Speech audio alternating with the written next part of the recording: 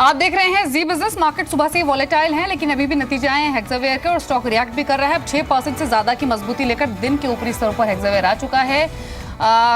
अब 208 का स्तर देखा जा रहा है। 240 रुपए प्रति शेयर के भाव पर बायबैक की खबर आई है, लेकिन अर्निंग्स को देखें, इनफैक्ट ये खबर आई है कि 240 रुपए के भाव पर एक बायबैक होगा। इनफैक्ट इसी खबर का असर दिख रहा है और स्टॉक पर एक इंस्टेंट रिएक्शन, एक सडन स्पाइक और स्टॉक अब 208 के स्तर पर आ चुका है। हेक्सावेयर का नतीजे भी आए हैं, नतीजे भी प्रोजेक्शंस के हिसाब से लग रहे हैं। आय 904 करोड़ रही है, 905 करोड़ का अनुमान था। वहीं मुनाफा कंपनी का 111 करोड़ रहा है, 108 करोड़ रुपए का अनुमान लगाया जा रहा था। तो प्राइमा फेसी जो फिगर्स आ रही हैं वो प्रोजेक्शंस के हिसाब से रही हैं। डॉलर रेवेन्यू ग्रोथ भी 4.8% रही है इस क्वार्टर में और स्टॉक पर एक रिएक्शन, स्टॉक दिन के ऊपरी स्तरों पर कामकाज करते हुए। लेकिन अब यहां से सीधे रुख करेंगे दिवाली स्पेशल का।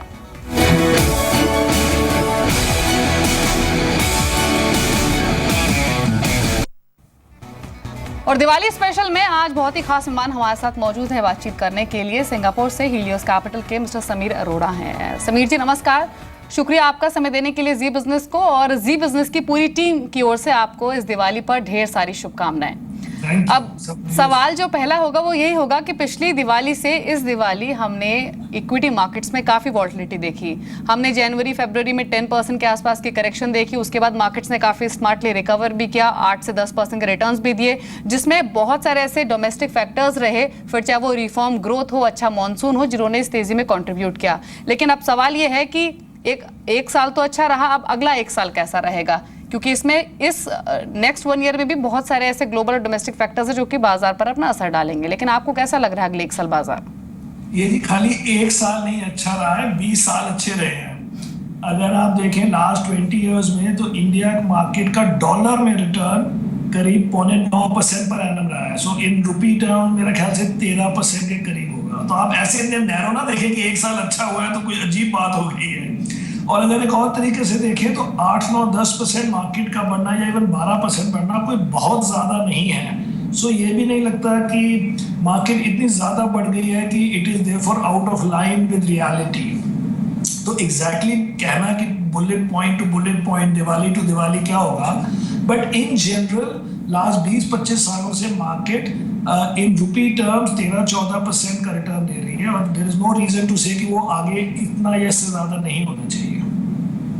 जी, लॉन्ग टर्म में definitely mister Arora market strong ही लग रहे हैं, लेकिन एक आम निवेशक जो है वो जब नई रणनीति बनाता है तो वो जानना जरूर चाहता है कि, क्योंकि 5 से 6 साल का नजरिया लेकर बाजार में उतरने वाले निवेशक, जो रिटेल निवेशक है, वो कम मात्रा में होते हैं। तो उनके लिए जानना बहुत जरूरी है कि अभी आने वाले जो 2 महीने हैं वो ग्लोबली काफी इंपॉर्टेंट होंगे। इसमें यूएस प्रेसिडेंशियल इलेक्शंस हैं, फिर फेड की बैठक है, उसके बाद फिर अर्निंग्स अगले क्वार्टर्स की आनी शुरू हो जाएंगी। तो बहुत सारे ऐसे ट्रिगर्स रहेंगे जो कि अगले एक साल में इस मोमेंटम को ड्राइव कर सकते हैं। लेकिन अब क्वेश्चन ये है कि क्या ग्लोबली कोई रिस्क पॉइज होता हुआ आप देख रहे हैं इंडियन मार्केट्स में अगले 2 महीने में? अब उससे पहले ये बात है कि आई एग्री विद यू कि अगर रिटेल इन्वेस्टर को इतना लॉन्ग टर्म नहीं सोचना है या नहीं देखना है, बट लेकिन उसको ये पता होना चाहिए कि अगर 1-2 महीने में मार्केट बढ़ने के बदले 5% गिर जाए तो उसको ये फेथ होना चाहिए कि ओवर टाइम या market has done well, therefore ये टाइम भी निकल जाएगा अगर गंदा टाइम आया। अगर आप ग्लोबल इवेंट्स की बात करें तो जो सबसे ज्यादा नेगेटिव इवेंट ग्लोबल मार्केट्स के लिए हो सकता था वो था कि डोनाल्ड ट्रंप बिकम्स प्रेसिडेंट, क्योंकि उसमें इट इज नॉट कि वेदर ही इज गुड और बैड फॉर यूएस, लेकिन इन द बिगिनिंग लोग सोचेंगे कि उनको पता नहीं है उनकी पॉलिसीज के बारे में, globalisation, anti globalisation, tariff increase on Chinese goods वगैरह वगैरह। तो उसके लिए एक्सपेक्टेशन है और थी कि 10-15% मार्केट यूएस की गिर सकती है, लेकिन अब उसका probability of that event itself कम हो गया है। मेरे ख्याल से 20% से ज़्यादा प्रोबेबिलिटी नहीं होगी कि हिलरी क्लिंटन प्रेसिडेंट ना बने। तो उस in that context वो इवेंट भी निकल जाएगा। Regarding Fed I think 25 basis point interest hike आप अज्यूम कर सकते हैं दिसंबर में, बट अगर आप दूसरी तरफ से देखें तो नवंबर टू फेब इंडिया के लिए सबसे ज्यादा, एंड एक्चुअली वर्ल्ड के लिए भी, November to April months are the best months of the market. इसलिए ये कहावत कही जाती है sell in May and go away, कि भाई मई से सितंबर अक्टूबर तक परफॉर्मेंस ऑफ द मार्केट अगर आप लास्ट 40-50 साल देखें यूएस की, इसलिए वो मार्केट के जो टाइमिंग है आई थिंक इज गुड। अगर आप इंटरेस्ट रेट देखें तो एक और इंटरेस्ट रेट कट मुझे लगता है होगा या इंडिया का या दिसंबर में या फेब में। अगर आप ये डील देखें कि चलो जी एनपीएस की भी थोड़ी प्रॉब्लम कम हो गई है, एनपीएस की या एटलीस्ट डिस्ट्रेस ग्रुप्स को लैंड करने की, and in general things are in steady state. तो अगले की कोई नया धमाका हो जाए, things are okay, and okay means you should make at least earnings के टाइप का रिटर्न विच इज 10-12% साल के। जी, तो नवंबर से अप्रैल के दौरान क्या मार्केट्स नया हाई भी लगा सकते हैं मिस्टर अरोड़ा? न्यू हाई का तो बहुत ज्यादा दूर नहीं है अभी, आई थिंक, राइट? कितने परसेंट दूर है अभी? निफ्टी 5-6%।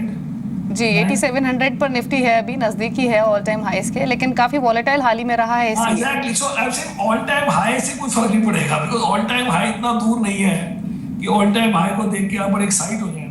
बट इन जनरल मैं ये कहना चाहता हूँ कि अभी वर्ल्ड और इंडिया मार्केट्स के जो नेगेटिव इवेंट्स हैं, अनलेस कोई न्यू इवेंट हो, नॉर्मल इवेंट्स के हिसाब से ठीक है बातें, there is nothing so wrong. And India का तो रिलेटिव बेनिफिट है ही कि भाई मॉनसून अच्छा हो गया तो इस बार की एग्रीकल्चरल इकोनॉमी ठीक रहेगी, एग्रीकल्चरल ग्रोथ ठीक रहेगी, इन्फ्लेशन कम है तो इंटरेस्ट रेट्स कम होंगे, एनपीए की रिकग्निशन हो गई है, अब थोड़े से आप रिकवरी कर रहे हैं, और ये सब चीज़ें साथ में बॉटमिंग आउट हो रही है, टाइम करेक्शन हो गया है।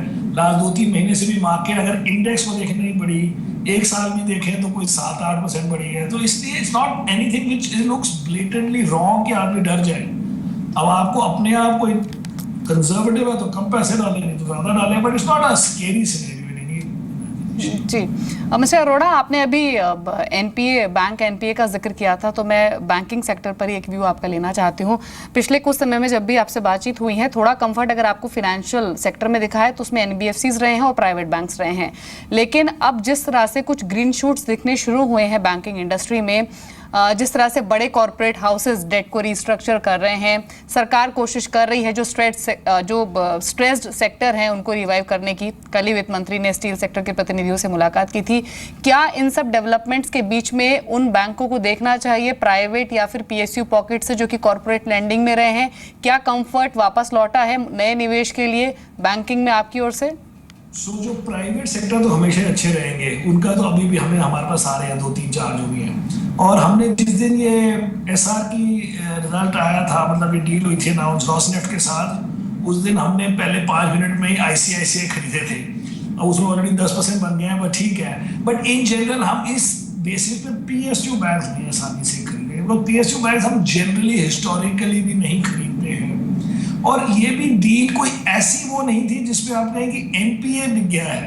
It was just a group which had non performing loans, but ये कंपनी एक्चुअली एनपीए नहीं थी। तो इसमें भी लिटिल बिट ऑफ साइकोलॉजी है और लिटिल बिट ऑफ मोमेंटम है, रादर दैन कि एक्चुअली इंडिया की एनपीए से कम हो गई। लेकिन एनपीए ऑफ दैट ग्रुप, क्योंकि आपको पसंद नहीं था वो ग्रुप को लैंड करना, तो वो एक्सपोजर कम हो गया। इसलिए एक जंप मारना, एक तरह से कोई नेगेटिव हो कि ये हमारा मार्केट ठीक है कि नहीं, हमारी इकोनॉमी ठीक है कि नहीं, and on the other hand to buy PSU means कि आप बहुत ही ज़्यादा बुलिश हो गए। तो हम कहते हैं कि अगर आप प्राइवेट सेक्टर बैंक्स खरीदते हैं या private with a little bit of corporate loan खरीदते हैं, आप बुलिश भी हैं लेकिन सुपर बुलिश भी नहीं है। और पीएसयू बैंक्स को खरीदने का मतलब है कि आप सुपर बुलिश होंगे। इतनी ज़रूरत हमें नहीं पड़ी है। जी मिस्टर अरोड़ा, कुछ सेक्टर्स जो कि आपको भी फैंसी लग रहे हो, यहाँ पर जहाँ पर आपने रिसेंटली डिप्लॉय किया हो मनी? आजकल न्यू सेक्टर्स तो इतने होते नहीं है, बल्कि हमने एक सेक्टर को जीरो कर दिया है for the first time since 93, और वो है टेक। तो हम तो बल्कि उल्टी तरफ से गिने हैं। इस तरफ से तो कोई सेक्टर नया है नहीं, हम तो अपने सेक्टर्स चेंज नहीं करते हैं, इन्हीं में या तो जीरो होते हैं या ज़्यादा होते हैं। सो नया सेक्टर तो कोई नहीं मिला। छोटी अगर आप बातें करेंगे तो ये टेम्पररी मैन पावर कंपनी कहते हैं, या ये टेस्टिंग, ये जो क्या बोलते हैं, जो बेसिकली आपके ब्लड टेस्ट कर रहे हैं और आपके कैंसर टेस्ट कर रहे हैं, whatever you call it, I forgot the phrase. Basically these are not sectors. ये एक कंपनी, एक और आप कह सकते हैं इंश्योरेंस सेक्टर, बिकॉज उसमें आईपीओ भी हुआ और एक पुरानी कंपनी का मर्जर हुआ। वो हम पहले उसको एनबीएफसी ही गिनते थे, अब आप कह सकते हैं उसको हम इंश्योरेंस सेक्टर अलग से कहने लग गए हैं। But broadly these are the same old names with a little bit of variation, but the bigger thing has been to not have tech. जी मिस्टर अरोड़ा, भी आपने आईसीसी प्रूडेंशियल की बात की, नई लिस्टिंग की बात की, और हमने पिछले कुछ मंथ्स में देखा भी है कि इन्वेस्टर्स का कंपनी से ज़्यादा इंटरेस्ट जो है वो आईपीओ मार्केट की ओर रहा है। और 2016 में आईपीओ जो लिस्ट हुए हैं, ज़्यादातर आईपीओ जो लिस्ट हुए हैं, उन्होंने ह्यूज रिटर्न्स इन्वेस्टर्स को, रिटेल इन्वेस्टर्स को डिलीवर किए भी हैं। How do you see this development जो हमने पूरे इस साल आईपीओ की तरफ रिटेल इन्वेस्टर्स का ट्रेंड देखा है? हम तो ट्राई करते हैं कि इनमें एंकर बने, तो इन सब कईयों में हम एंकर थे, इंक्लूडिंग आईसीआईसीआई प्रूडेंशियल। तो अगर एंकर ना मिले तो हम तो नहीं इन्वेस्ट करते, बिकॉज हमारी cost is very high, because we come in as a foreigner. तो हमें करेंसी कन्वर्जन वगैरह में, तो अगर कोई डील 100 टाइम्स ओवर सब्सक्राइब हो जाए तो हम कितने पैसे पहले उसमें इन्वेस्ट करें कि हमारे को कोई 2, 3, 4, 5 मिलियन, देख मतलब 500 मिलियन के थोड़ा हम पहले आपको एप्लीकेशन दे देंगे। इसलिए जो इशू में हमें एंकर नहीं मिलता, हम तो लेते ही नहीं। लेकिन जो रिटेल इन्वेस्टर है, प्योर रिटेल, उसको तो सब में अप्लाई करना चाहिए। उसके लिए तो लॉटरी है, अगर उस लॉटरी में उसको टिकट मिल गई तो पैसे बन जाएंगे। मतलब टिकट खरीद रहा है वो बाय गिविंग हिज एप्लीकेशन।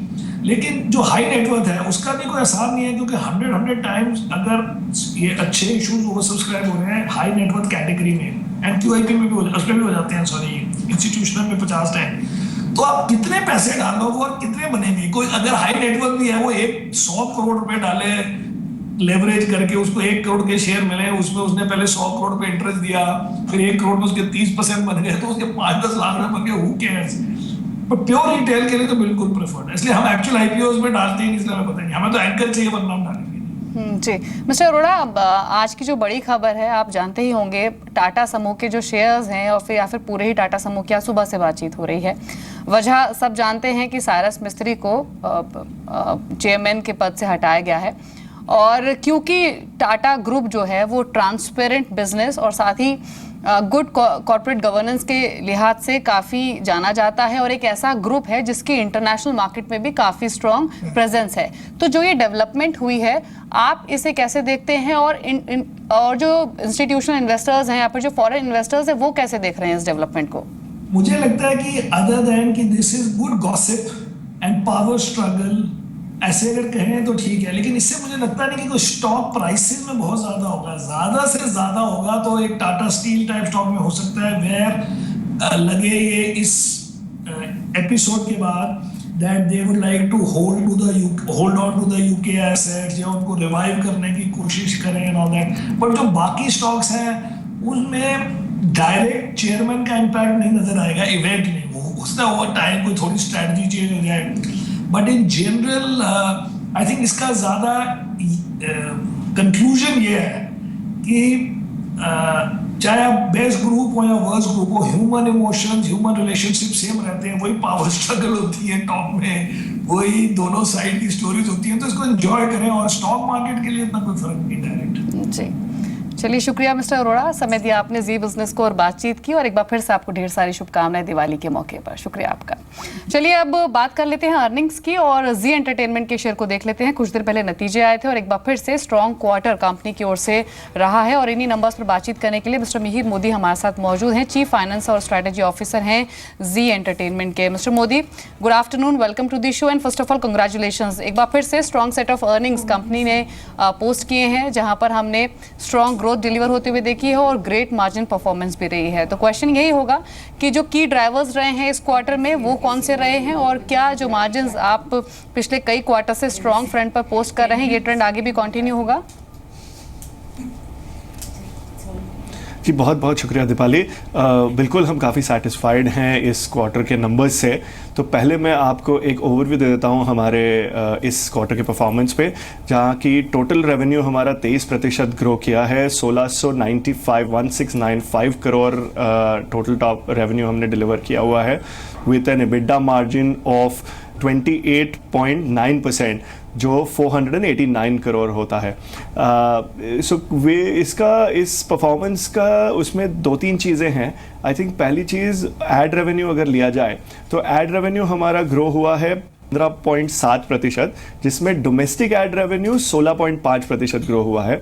तो डोमेस्टिक एड रेवेन्यू का हमारा बहुत ही अच्छा परफॉर्मेंस रहा है, जिसकी वजह से ओवरऑल इस क्वार्टर पे फ़र्क पड़ा है। अगर डोमेस्टिक एड रेवेन्यू को मैं फर्दर ब्रेक डाउन करने की कोशिश करूं तो उसमें हमारी जो रीजनल चैनल्स हैं, हमारा जो हिंदी सिनेमा क्लस्टर है, उसका काफ़ी अच्छा प्रदर्शन रहा है, और उस वजह से इतनी हेल्दी एड रेवेन्यू ग्रोथ हुई है। सब्सक्रिप्शन में भी 21.7% ग्रोथ हुआ है ओवरऑल टोटल सब्सक्रिप्शन में, और उसमें डोमेस्टिक अगर मैं अलग करूं तो 24.6% का बहुत ही हेल्दी ग्रोथ रहा है। लेकिन इसमें एक चीज़ बताना चाहूँगा कि डोमेस्टिक सब्सक्रिप्शन में इस क्वार्टर में कुछ कैचअप रेवेन्यू हुआ है, जो नॉर्मली लास्ट ईयर Q3 और Q4 में हुआ था, तो वो हमें इस बार Q2 में मिल गया क्योंकि कुछ डील्स हमारी Q2 में ही साइन हो गई है। तो हालांकि ये 24% के ऊपर का परफॉर्मेंस इस क्वार्टर का है, पूरे साल का परफॉर्मेंस बैलेंस्ड ही रहेगा, जो हमने पहले बताया है मिड टीन्स ग्रोथ का परफॉर्मेंस रहेगा। तो ये एक सब्सक्रिप्शन का जो कैचअप एलिमेंट है वो एक स्पेशल आइटम है। और बाकी उसके अलावा हमारी एक बड़ी फिल्म रिलीज़ हुई थी रुस्तम इस क्वार्टर में, तो उस वजह से भी टॉप लाइन थोड़ी बेहतर है, जो जिन क्वार्टर में फिल्म नहीं होंगी तो उस क्वार्टर में वो नंबर्स नहीं दिखेंगे। तो ये हमारा ओवरऑल टॉप लाइन का परफॉर्मेंस है। बाकी कॉस्ट में भी हमने काफ़ी टाइट कर रखा है, तो उस वजह से करीब करीब 490 करोड़ 489 टू बी प्रिसाइज उसका उतना EBITDA आया है इस क्वार्टर। जी mister Modi, ad revenue growth पर एक क्वेश्चन आपसे पूछना चाहूंगी। हमने देखा है कि पिछले कई क्वार्टर्स से, in fact from last couple of quarters, they are trending very well, 15 to 20% की रेंज में रहे हैं और अभी भी इंडस्ट्री पैरामीटर से ऊपर ही रहे हैं। लेकिन आने वाले क्वार्टर्स में क्या और ग्रोथ होप करनी चाहिए, कीपिंग इन माइंड कि जो नेक्स्ट क्वार्टर होगा उसमें एडवर्टीजमेंट रेवेन्यू ग्रोथ का भी इम्पैक्ट आएगा, ये फेस्टिव सीजन जो रहेगा उसका इम्पैक्ट भी दिखेगा? जी, हमेशा ये हम कहते हैं और कोशिश करते हैं कि जो इंडस्ट्री का एड रेवेन्यू ग्रोथ है हम उससे थोड़ा सा बेहतर करने की कोशिश करेंगे, और क्वार्टर दर क्वार्टर पिछले काफ़ी क्वार्टर से हम ये कर पाए हैं। तो आगे भी हम यही कहेंगे कि इंडस्ट्री की जो ग्रोथ है उसको हम बीट करने की या एट द लीस्ट मैच करने की पूरी कोशिश करेंगे। लेकिन इसमें एक दो फैक्टर्स और आएंगे। पहले तो इंडस्ट्री कैसे परफॉर्म करती है नेक्स्ट 6 महीने में। ऑफ कोर्स सीजन में नॉर्मली स्पेंड्स बढ़ जाते हैं, पर वो तो लास्ट ईयर भी सीजन में वही हुआ था, इसलिए ग्रोथ पे उसका कितना असर आता है वो देखने वाली बात बनेगी। और फिर finally it will depend on हमारी जो चैनल्स की व्यूअरशिप परफॉर्मेंस है, उस पर डिपेंड करेगा कि हम कितना ग्रोथ ले सकते हैं मार्केट के से ज़्यादा। अगर हमारी चैनल्स का व्यूअरशिप बढ़ता रहेगा तो बिल्कुल हम ये कर पाएंगे। और रीजनल्स और हिंदी सिनेमा उस डायरेक्शन में चल रहा है जहाँ पे वो मार्केट व्यूअरशिप शेयर गेन कर रहा है। तो हमें पूरी आशा है कि हम एटलीस्ट मार्केट ग्रोथ मैच करेंगे और बिल्कुल उससे ज़्यादा ग्रोथ लाने की कोशिश भी करेंगे। जी मिस्टर मोदी, पिछले क्वार्टर में हमने देखा था कि जो एडवर्टीजमेंट स्पेंडिंग थी वो ऑटो सेक्टर की ओर से, टेलीकॉम सेक्टर की ओर से काफ़ी स्ट्रांग रही थी। हालांकि FMCG सेक्टर की ओर से advertisement spending it was slightly below average. लेकिन इस बार के फेस्टिव सीजन में क्या इंडिकेशंस मिल रही हैं, स्पेशली FMCG और ई-कॉमर्स स्पेस से?